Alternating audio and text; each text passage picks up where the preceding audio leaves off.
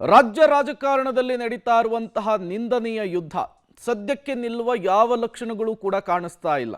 ಇದೇ ವಿಚಾರಕ್ಕೆ ಸಂಬಂಧಪಟ್ಟಂತೆ ನಿನ್ನೆ ಸಾಕಷ್ಟು ಬೆಳವಣಿಗೆಗಳಾಗಿತ್ತು, ಮಾತಿನ ಸಮರ ಆಗಿತ್ತು. ಅದು ಇವತ್ತು ಕೂಡ ಮುಂದುವರಿಯುವಂತಹ ಸಾಧ್ಯತೆ ಇದೆ.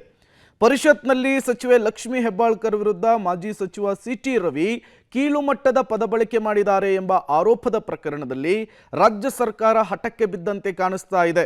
ಸದನದೊಳಗಿನ ವಿಚಾರವನ್ನ ಠಾಣೆ ಮೆಟ್ಟಿಲೇರಿಸಿರೋದಕ್ಕೆ ಸಾಕಷ್ಟು ಟೀಕೆ ಆಕ್ಷೇಪಗಳು ವ್ಯಕ್ತವಾಗಿದ್ವು. ಆದರೂ ಈ ಬಗ್ಗೆ ತಲೆಕೆಡಿಸಿಕೊಳ್ಳದ ಸರ್ಕಾರ ಸಿಟಿ ರವಿ ಹೆಬ್ಬಾಳ್ಕರ್ ಪ್ರಕರಣವನ್ನ ಸಿಐಡಿಗೆ ವಹಿಸಿದೆ. ಆದರೆ ತನಿಖೆಯ ವಿಚಾರದಲ್ಲಿ ಸಿಐಡಿ ಕಾನೂನು ತಜ್ಞರ ಮೊರೆ ಹೋಗಿರುವಂಥದ್ದು. ಇನ್ನು ಈ ಪ್ರಕರಣವನ್ನ ಸಿಐಡಿಗೆ ವಹಿಸಿರುವ ಕ್ರಮವನ್ನ ಬಿಜೆಪಿ ಖಂಡಿಸಿದ್ದು ನ್ಯಾಯಾಂಗ ತನಿಖೆಗೆ ಕೊಡಬೇಕು ಅಂಥೇಳಿ ಒತ್ತಾಯಿಸಿದೆ. ಇನ್ನು ಪ್ರಕರಣವನ್ನ ಸಿಐಡಿಗೆ ವಹಿಸುವಾಗ ಪರಿಷತ್ ಅಂಥೇಳಿ ಪೊಲೀಸರು ಉಲ್ಲೇಖ ಮಾಡಿರುವುದನ್ನು ಸಭಾಪತಿಗಳು ಆಕ್ಷೇಪಿಸಿದ್ದಾರೆ.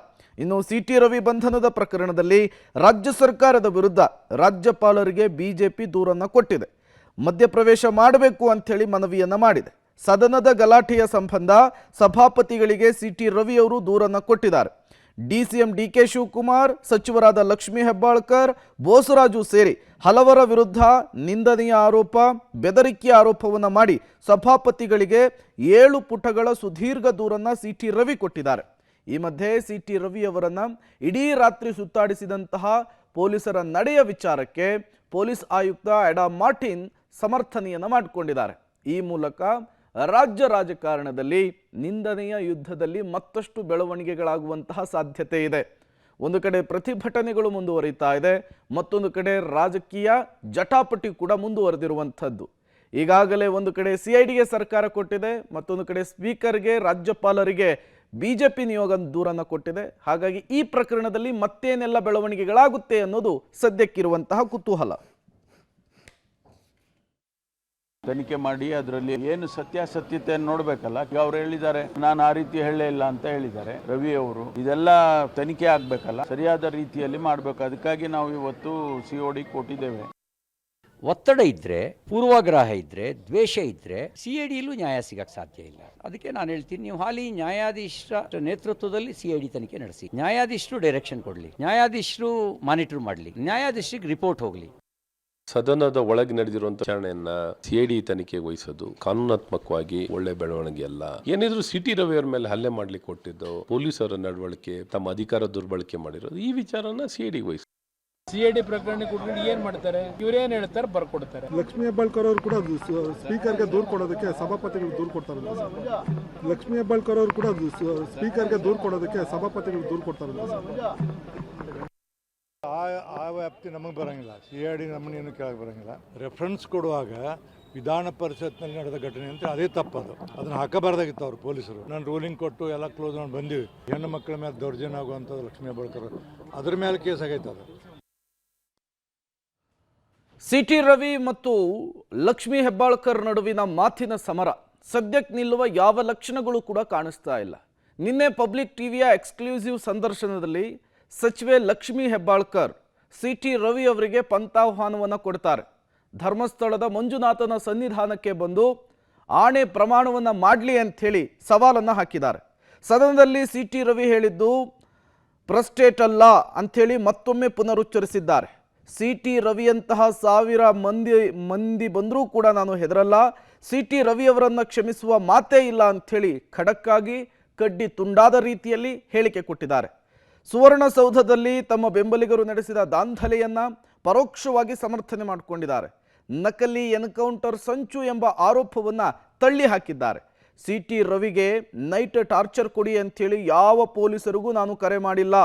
ನನ್ನ ರಾಜಕೀಯ ಗುರು ಡಿಕೆ ಶಿವಕುಮಾರ್ಗೂ ಈ ಪ್ರಕರಣಕ್ಕೂ ಯಾವುದೇ ರೀತಿಯ ಸಂಬಂಧ ಆಗಲಿ ಲಿಂಕ್ ಆಗಲಿ ಇಲ್ಲ ಅಂಥೇಳಿ ಸಚಿವೆ ಲಕ್ಷ್ಮಿ ಹೆಬ್ಬಾಳ್ಕರ್ ಪಬ್ಲಿಕ್ ಟಿವಿಗೆ ಕೊಟ್ಟಂತಹ ಎಕ್ಸ್ಕ್ಲೂಸಿವ್ ಸಂದರ್ಶನದಲ್ಲಿ ಸ್ಪಷ್ಟನೆಯನ್ನು ಕೊಟ್ಟಿದ್ದಾರೆ. ಸುಮ್ಮನೆ ಡಿಕೆ ಶಿವಕುಮಾರ್ ಅವರನ್ನು ಎಳೆದು ತರುವಂತಹ ಕೆಲಸ ಆಗಬಾರ್ದು ಅಂತ ಹೇಳಿದ್ದಾರೆ. ಆದರೆ ಧರ್ಮಸ್ಥಳದಲ್ಲಿ ಆಣೆ ಪ್ರಮಾಣಕ್ಕೆ ಸಿಟಿ ರವಿ ಅವರು ಒಪ್ಪಿಲ್ಲ. ಬದಲಿಗೆ ಲಕ್ಷ್ಮಿ ಹೆಬ್ಬಾಳ್ಕರ್ ಅವರನ್ನು ಪರೋಕ್ಷವಾಗಿ ಕೆಸರಿಗೆ, ಕೊಳಚೆಗೆ ಹೋಲಿಸಿ ಮತ್ತೊಮ್ಮೆ ತಮ್ಮ ಆಕ್ರೋಶವನ್ನು ಹೊರಹಾಕಿದ್ದಾರೆ. ಈ ಮೂಲಕ ಸಿಟಿ ರವಿ ವರ್ಸಸ್ ಹೆಬ್ಬಾಳ್ಕರ್ ನಡುವಿನ ಈ ಮಾತಿನ ಸಮರ ಇದೆಯಲ್ಲ, ಅದು ಮತ್ತಷ್ಟು ತಾರಕಕ್ಕೇರಿದೆ. ತನ್ನ ಅಂದೆಲ್ಲ ಅಂತಂದರೆ ಧರ್ಮಸ್ಥಳ ಮಂಜುನಾಥನ ಮೇಲೆ ಆನೆ ಮಾಡಲಿಕ್ಕೆ ನಾನು ಕುಟುಂಬ ಸಮೇತ ಬರ್ತೀನಿ. ಅವರು ತಮ್ಮ ಧರ್ಮಪತ್ನಿಯನ್ನು ಕರ್ಕೊಂಡು ಧರ್ಮಸ್ಥಳಕ್ಕೆ ಬರಲಿ, ಧರ್ಮಸ್ಥಳನ ಮಂಜುನಾಥನ ಆನೆ ಮಾಡಿ ನಾನು ಹಾಗೆ ಅಂದೆಲ್ಲ ಅಂತ ಅವ್ರು ಹೇಳಿ. ಈ ಕೆಟ್ಟು ಸಂಸ್ಕೃತಿಯ ಈ ಜನರನ್ನು ಯಾವತ್ತೂ ಕೂಡ ಯಾರೂ ಕ್ಷಮಿಸೋದಿಲ್ಲ. ಎಂತೆಂಥ ನೋವುಗಳನ್ನು ಎಂತೆಂಥ ಕಷ್ಟಗಳನ್ನು ಅನುಭವಿಸಿದ್ದೀನಿ, ಯಾವತ್ತೂ ಕೂಡ ಎದೆಗುಂದಿರಲಿಲ್ಲ. ಸರ್ಕಾರ ಈ ರೀತಿ ನಡೆಸ್ತು, ಎನ್ಕೌಂಟರ್ ಮಾಡ್ತಾ ಇದ್ರು. ಎಂಥ ನಾಟಕ ರೀ, ಎಂಥ ಗೋಸುಂಬೆಗಳು. ಪೊಲೀಸರಿಗೆ ಹೇಳೋದಾಗ್ಲಿ, ಅವ್ರನ್ನ ಸುತ್ತಾಕ್ಸೋದಾಗ್ಲಿ ಹೇಳಿದ್ದಾರೆ. ಅವರ ಸುರಕ್ಷತೆಗೋಸ್ಕರ ಆ ರೀತಿ ಮಾಡಿದ್ದು ಅಂತ. ಯಾಕೆ ಇದರಲ್ಲಿ ಡಿ ಕೆ ಶಿವಕುಮಾರ್ ಅವ್ರನ್ನ ತೆಗೆದುಕೊಂಡು ಬರೋದು? ಅವ್ರು ನಮ್ಮ ನಾಯಕರು, ನಮ್ಮ ರಾಜಕೀಯ ಗುರು. ಇವತ್ತು ಲಕ್ಷ್ಮೀ ಹೆಬ್ಬಾಳ್ಕರ್ ಇದ್ದಾಳೆ, ಅನ್ಯಾಯ ಆಗಿದೆ ಅಂತ ಅವಳ ಬೆನ್ನಿಗಲ್ಲ. ಈ ರಾಜ್ಯದಲ್ಲಿ ಯಾವುದೇ ಹೆಣ್ಮಕ್ಕಳಿಗೆ ಅನ್ಯಾಯ ಆದರೂ ಕೂಡ ಅವ್ರ ಬೆನ್ನಿಗೆ ನಿಂತ್ಕೊಳ್ತಾರೆ. ಇದು ಬೆಳಗಾವಿ, ಸ್ವಾಭಾವಿಕವಾಗಿ ನನ್ನ ಕ್ಷೇತ್ರ. ಜನ ಭಾವುಕರಾಗೋದು ಸಹಜ. ಕಾನೂನನ್ನ ಕೈಗೆ ತೆಗೆದುಕೊಂಡಿರೋದು ಸರಿ ಅಂತ ನಾನು ಯಾವತ್ತೂ ಹೇಳೋದಿಲ್ಲ.